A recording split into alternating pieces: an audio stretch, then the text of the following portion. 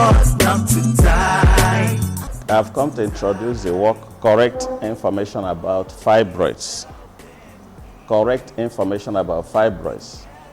A whole lot of people are hearing things about fibroids sometimes from unskilled childbirth attendants, from native gynecologists, from people who are not doctors, from people who have experience of fibroid operation, from women that have fibroids.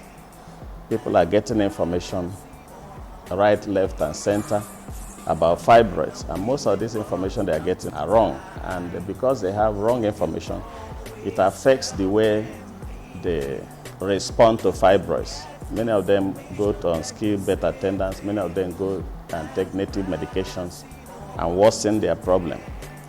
Of course, what are fibroids? These fibroids are tumors or benign tumors. Tumors are growths in the womb of a woman, especially during the reproductive age.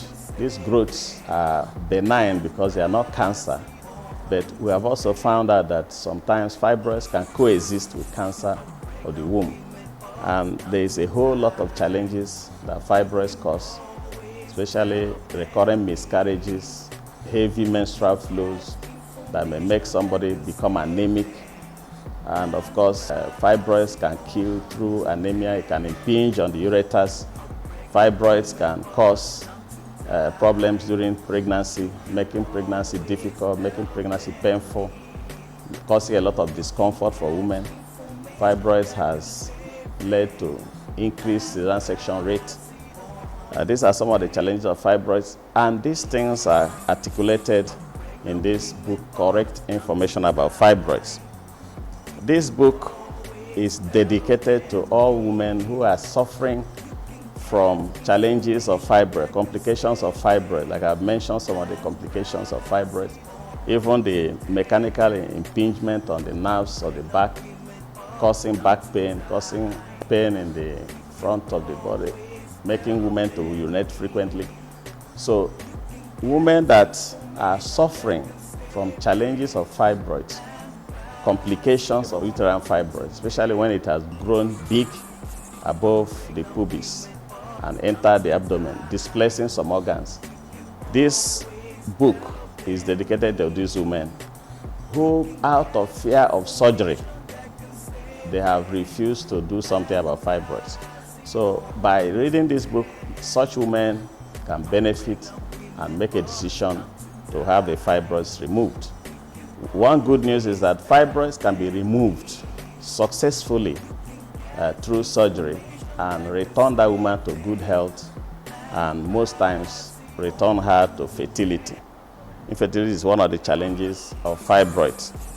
Now, this book is on a mission to dispel fear about surgery, because one of the chapters deals with a case of fibroid operation that was done in our facility in a teaching hospital where I worked, and describe the process of fibroid operation to dispel fears about this surgery, that the surgery is entirely safe in the hands of those who are trained gynecologists to handle this problem.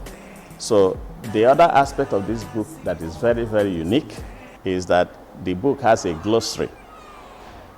The glossary talks about technical terms or technical sentences or terms that are not ordinary English language.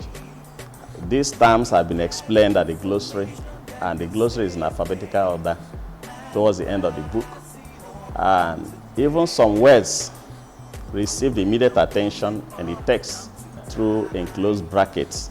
So the idea is that this book can be read by those who are not doctors, by those who are not nurses, by those who are not surgeons, and it can also be read by those who are surgeons. So it's a balance between medical knowledge and terms and the layman's language. The idea is to bridge the gap of knowledge between the surgeons and those they take care of, so that those they take care of can actually take advantage of the surgical expertise that the surgeons have.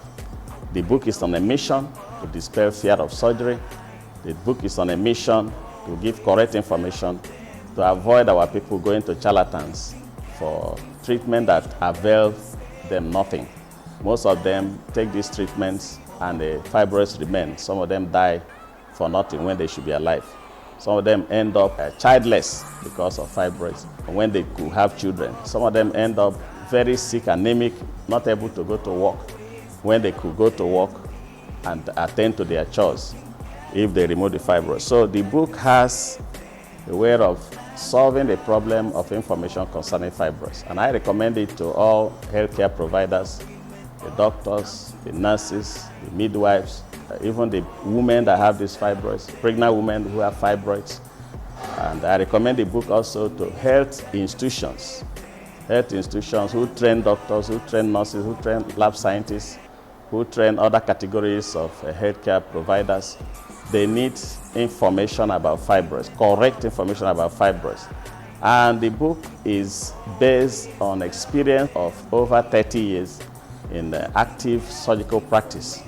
And that has a whole lot to do with upcoming surgeons can learn a lot about fibroids through this. And even those who have fibroids will be able to learn a lot about the challenge they have so that they can take the correct decision and the correct action in the correct direction to save themselves from this challenge.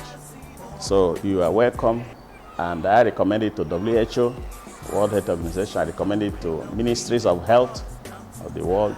I recommend it to manufacturers of drugs that have to do with fibroids. I recommend it to pregnant women who have fibroids. You are welcome as you read this book and get understanding. The issue of fibroids will be handled once and for all, and everybody will be happy for it. This is a common scourge. More than 30% of all women in reproductive age, especially in the sub-Saharan Africa, have fibroids. So it's an important sickness that needs to be x-rayed, and that is the essence of this work, to x-ray this important sickness. Thank you very much. We can always help them.